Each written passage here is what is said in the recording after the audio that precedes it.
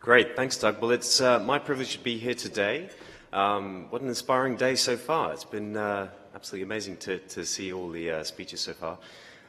My slides are really boring by comparison, I have to warn you up front. There's lots of numbers, graphs, charts, possibly no pictures, so I apologize in advance for that. So we put together this report called Valuing Plastic. Why valuing plastic? Well, it could have been actually measuring plastic, measuring the impact of plastic, measuring the benefit of plastic. But it's my belief that there is an old adage, what gets measured gets managed. I would actually say what gets valued gets managed. So the intention of this report is to understand the value of nature with respect to plastics. And we really only looked at one side of the equation. I'll talk about that later. But what we're trying to do is uncover the economic value of nature. The Prince of Wales would say that nature is economically invisible. And I would agree, by and large, we don't value nature as we should in economic terms. And I'll give you one tiny example of that. If you think of water, there's a price for water, you would imagine, in the marketplace, and there is. But weirdly, it sends very perverse signals. It's not valued correctly. So if you look at the market price of water today, relative to its scarcity, there's actually a negative correlation between the price of water and its scarcity. And that's one of the reasons why in China, the 10 provinces that generate most of China's exports are also the driest provinces in China. So why really would you design a system from scratch which requires a lot of water to make products in places where there is water scarcity? Well, that's because we have market failure. We don't price or value nature in the right way by and large. So what we're trying to do with this report and with, in general, natural capital accounting is trying to unravel and reveal the value of nature so that we can value it correctly in managing it. So this report is for the Plastics Disclosure Project. And as the name would suggest, it's really about encouraging disclosure. I'm sure you're all familiar with the Carbon Disclosure Project. So this is a project designed to target plastics and make sure that we really do understand the benefit of plastics and also the impact that we're creating and be transparent about that so that we can address it. It was commissioned and supported by the UN Environment Programme.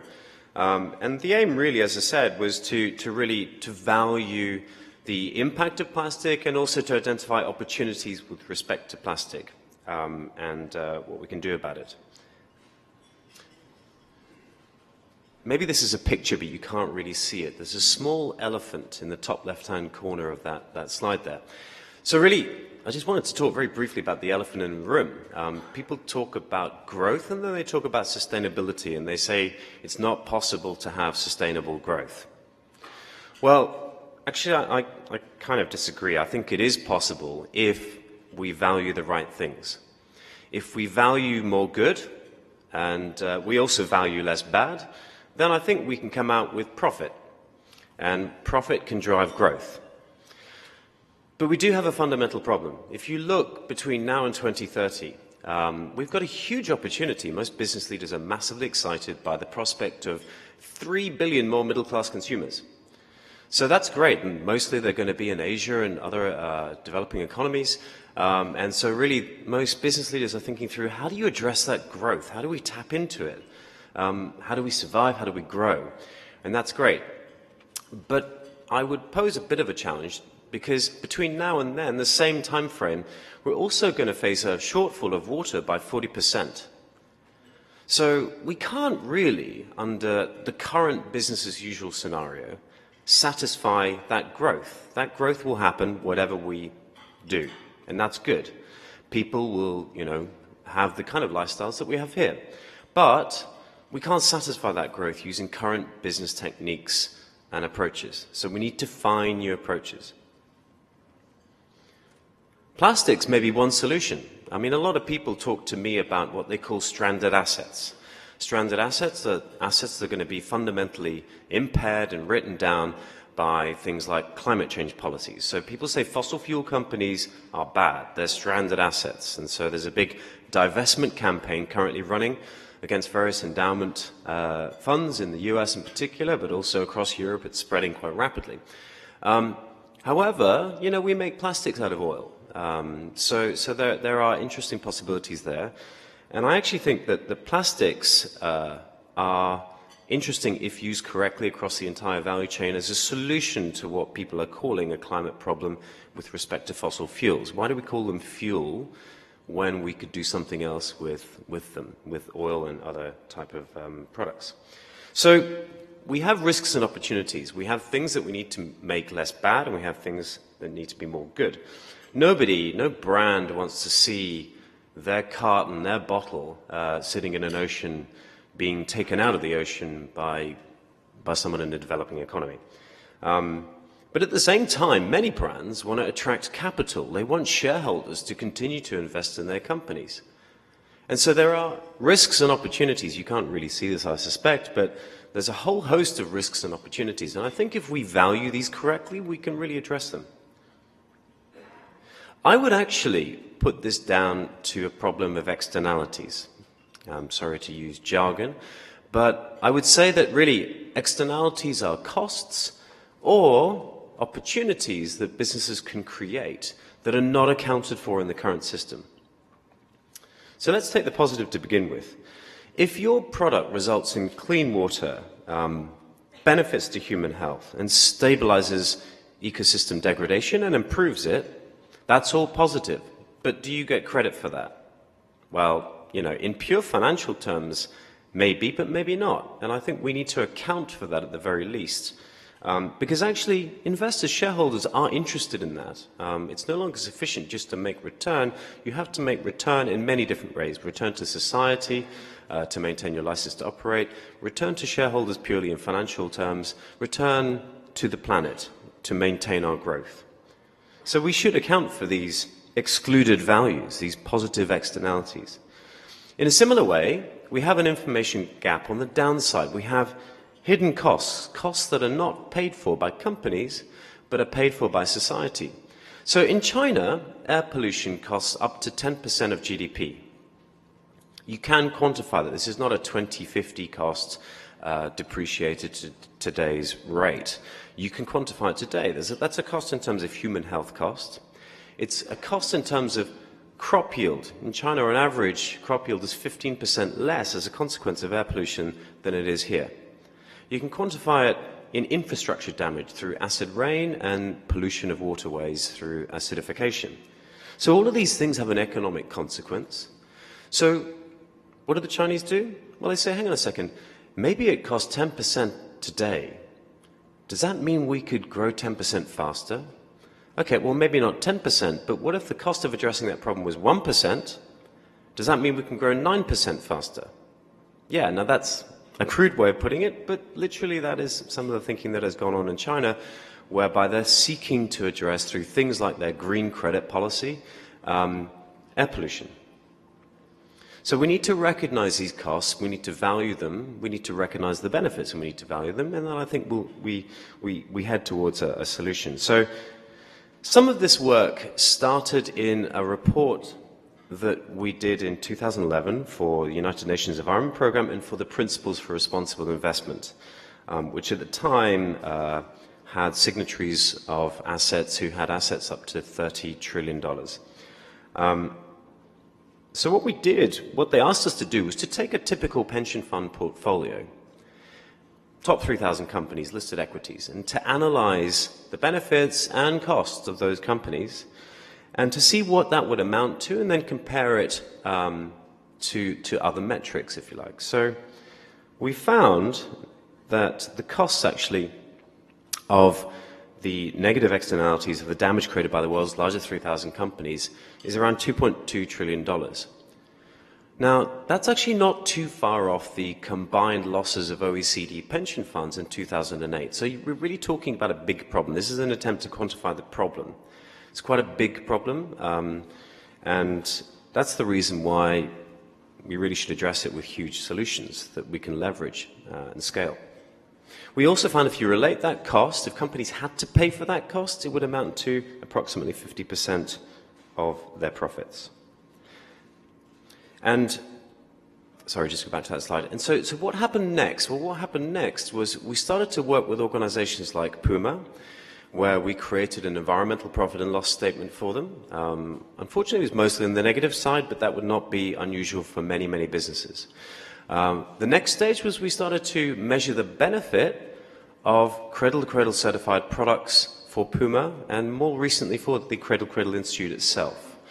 So what is the benefit? So for example, for Puma's in-cycle range, the benefit of those products is 30% essentially. So if their environmental profit and loss statement resulted in negative costs of 145 million euros, they could reduce that by 35% if they scaled the cradle-to-cradle products that they have in their product lines.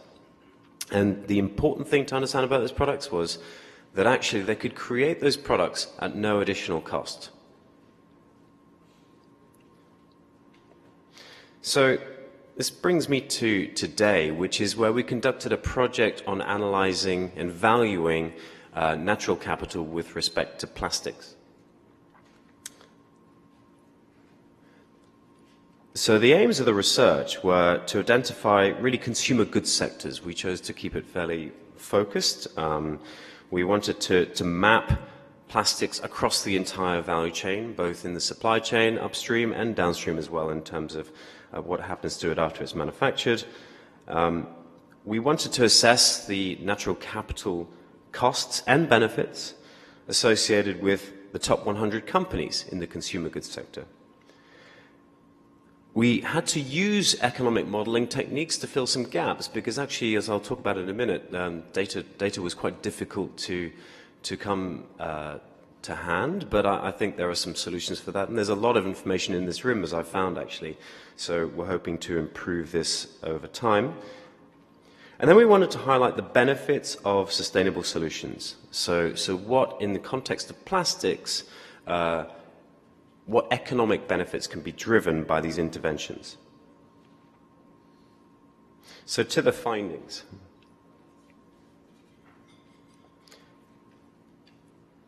So overall, as a big number, what we found was if you take the consumer goods sectors, that if you added up the natural capital costs of plastic in those sectors, it would amount to around $75 billion.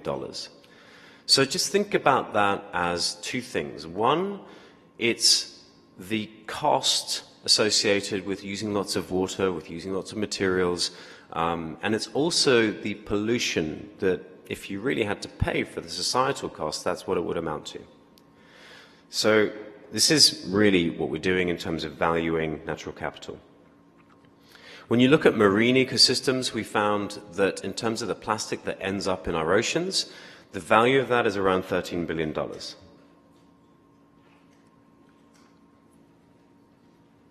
We did find, as a fundamental hurdle to doing this analysis, that disclosure was pretty limited. So I think the Plastics Disclosure Project is a welcome initiative because we really found that it was quite difficult to conduct this analysis. And in fact, of the 100 companies, just under half, were able to give us just one data point that we could use really in this analysis. So to the results, we analyzed this range of sectors that you can see here in this slide, and just some sort of take-home messages here. We put together a statistic which showed what percentage of revenue is at risk if companies had to pay for some of these costs that have been created that we're all bearing. And so you can see here that these are the purple dots. You can see here for toy manufacturing in particular, that the level of revenue at risk is quite significant. It's 4%. So if you relate that to profitability, that's actually a very, very large number. So from a CFO's perspective, this is a risk that really is, undeniably material and should be managed. We also analyzed the distribution of costs across the value chain. Where do these costs arise? Do they arise in the supply chain? Do they arise in the manufacture of the products? Do they arise in the disposal? All of the results are available in a report, I should say. So if you can't see these graphics, then you can look at the report. We analyzed the geographic distribution of costs, and we found that actually in Asia, and in Africa, the costs were greatest. And the reason why is because of poor landfill management practices, low rates of recycling, and higher energy intensity associated with largely coal-fired power production in places like China. So over the entire value chain, you have a far greater level of costs incurred by society in emerging markets than you do in developed markets.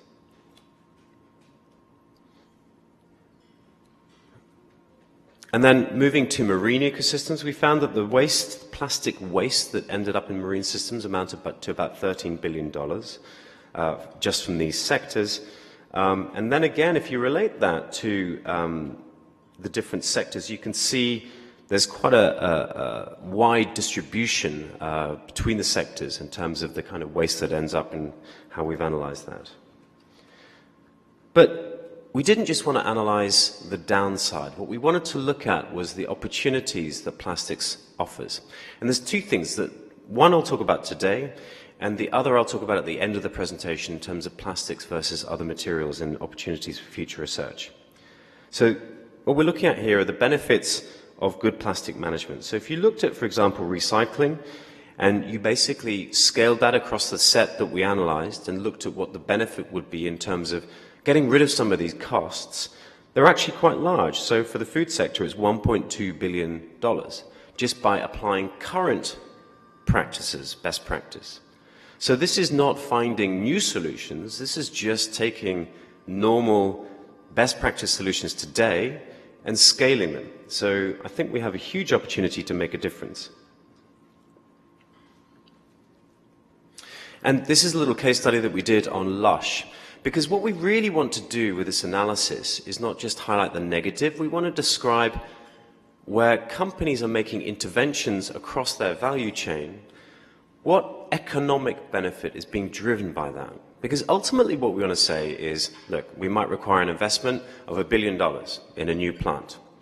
And that $1 billion will eventually result in the net present value, some return to shareholders of, say, $10 billion.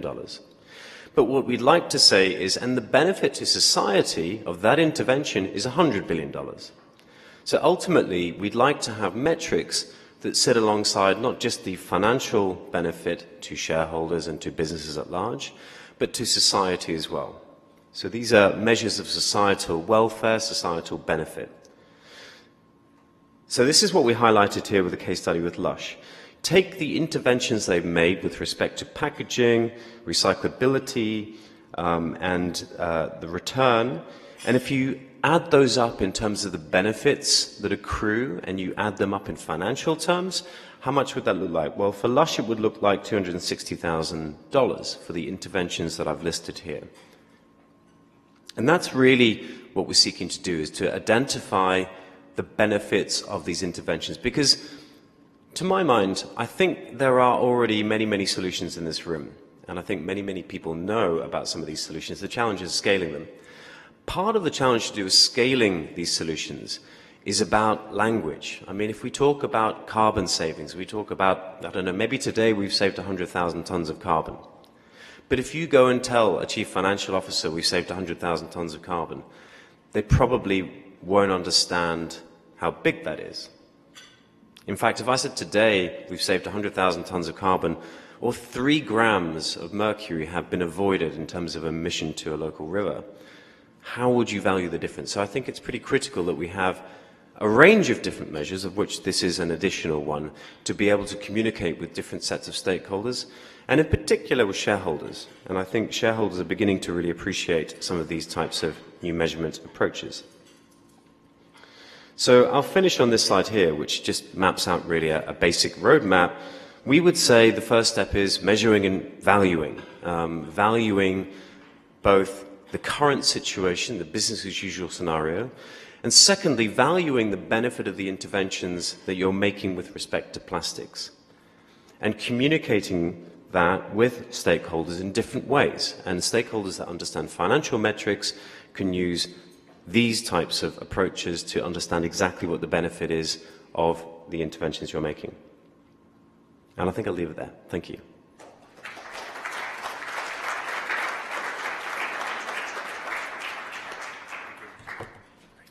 Thank you, Richard. Do we have any questions for Richard? One here. Is there a microphone? Otherwise, I can repeat it. Go ahead. Here we go. Here we go. The frame of reference for when you're looking at the marine pollution, you know, providing value on it, is that every year? Is that like is a snapshot of what's existing right now, and how are you discounting or counting the future growth? That's every year. We looked on a flow basis rather than a stock. So that's every year based on the output and estimated rates of how plastics end up in oceans. That's an annual figure.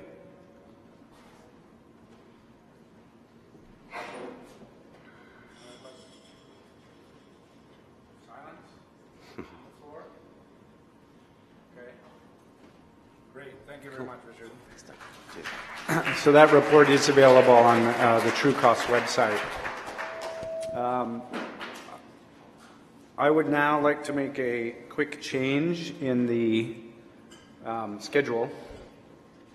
Former President of Costa Rica, Jose Maria Figueres, is here, and he will be speaking to us now, switching with Mike Biddle, because he's got to